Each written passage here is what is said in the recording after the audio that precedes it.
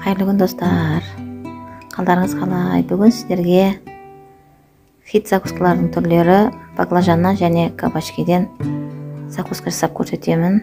Өте дәмді. Қонақ келген дастарханға қойғанда өте керемет болатын закусканың түрі.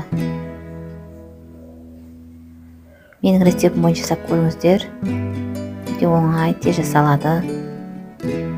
Егер де менің рецептерім ұнап жатса, каналға кіріп, көріп, пікірлеріңізді қалдырсаңыздар болады.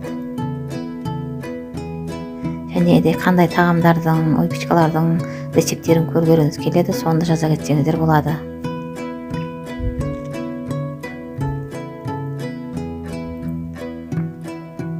Бізге ең алдымен закуска жасау үшін баклажан мен кабачкиді жуып тазалап аламыз. Менде 3 баклажан. Шешақтарын алып қоямын, оны кейін қуырғанда ортасына салғанда қуыратын боламын. Бір келкі қылып ортасынан өстіп, бірдей көлемде жұқалап турап аламын. Шеттерін былай алып қоямын, кейін оны кубиктеп турап қуыратын боламын. Осындай бір келкі қылып турайым.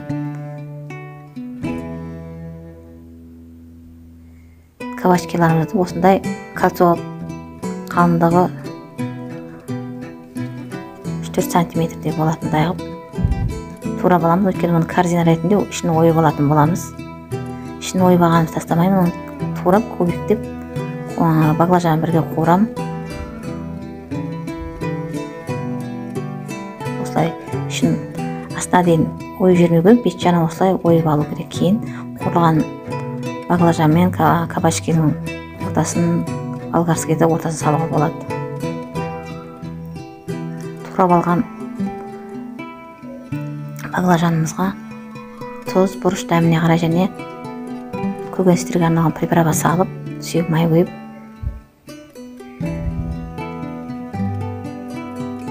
жақсылап араластырып 5-10 минутқа қойып қоямыз. Сосын бұны біз қуырмаймыз, пешке салып пісіріп алам. Уақыттарыңыз үнемдейді, әрі майды. Баклажан негізі майды жақсы көргендіктен көп бойына сіңіріп алады.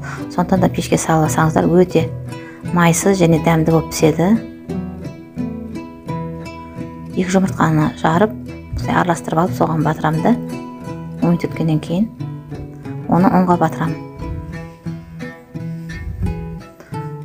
Қайтадан жұмыртқаға батырып,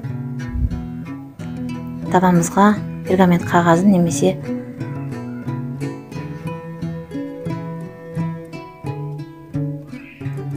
төсеп, осылай қатар қойып, баклажан жұқа болғандықтан 20-25 минутта пісіріп алуға болады. Ал кабачкиді біз қалың қылып корзина формасында кескендіктен оны 35-40 минутта пісіреміз. Осылай бәрін қойып алғаннан кейін 20-25 минутқа пешке қоямыз.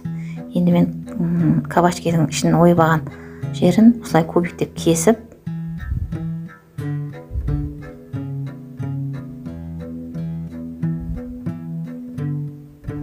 баклажанның шетін алып қалған шеттерін осылай кубиктеп кесем. Сөйтіп бірге қосып қуыратын болам. Осындай болгарский, қызыл болгарский, светлый болгарский болса да болады. Турап алып, онда кубиктеп баклажан мен кабачкиді қуырғаннан кейін артынан салып онда шамал қуыратын боламыз.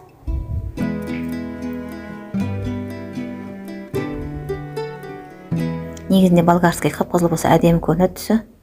Менде жартылай қызыл болып тұр. Аздаған 1-2 қасық сұйық майға салып, табамызға қуырып аламыз.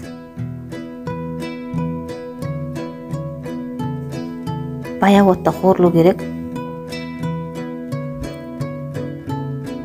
Дәміне қарай тұз, бұрыш салам.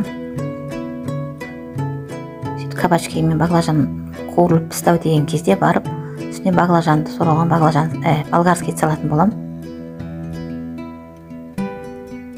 Міне, біздің баклажанымыз 20-25 минутта пісті. Енді кабачкиімізді тұз, бұрыш салып, сұйық май құйып, бұны да араластырып 5-10 минутқа қойып,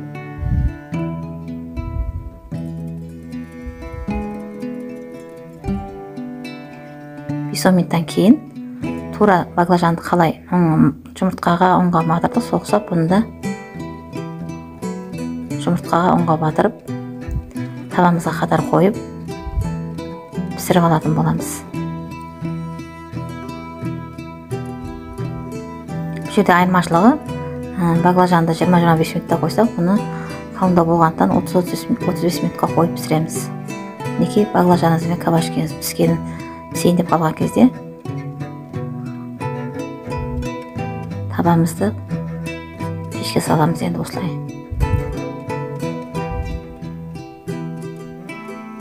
Енді болгарскийіміз сасақ болады. Сонымен корзинаның ішіне салатын салмамыз дайын болды. Енді кабачкенің піскенін күтеміз.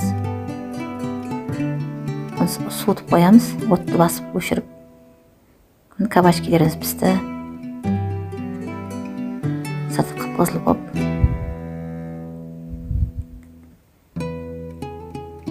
Иісі деген керемет.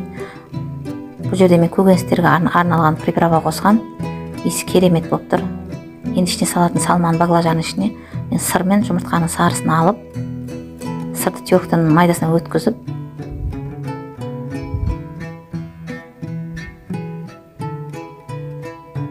екеуін жақсылап араластырам.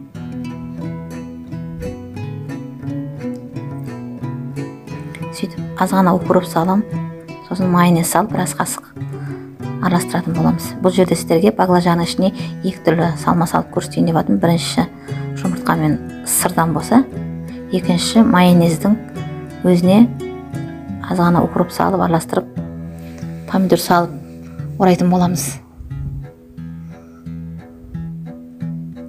Бірінші сыр мен жұмыртқаны укропты майонезді араластырып салған салмамен ораймын. Осылай бәріне салып орап шығам. Одан кейінгісін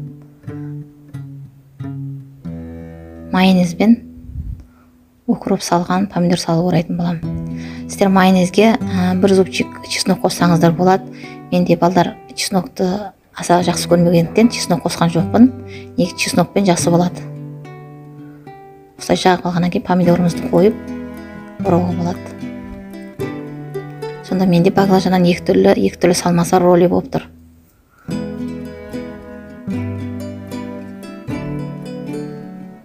Корзинаның ішіне қуырылып алған салмамызды саламыз.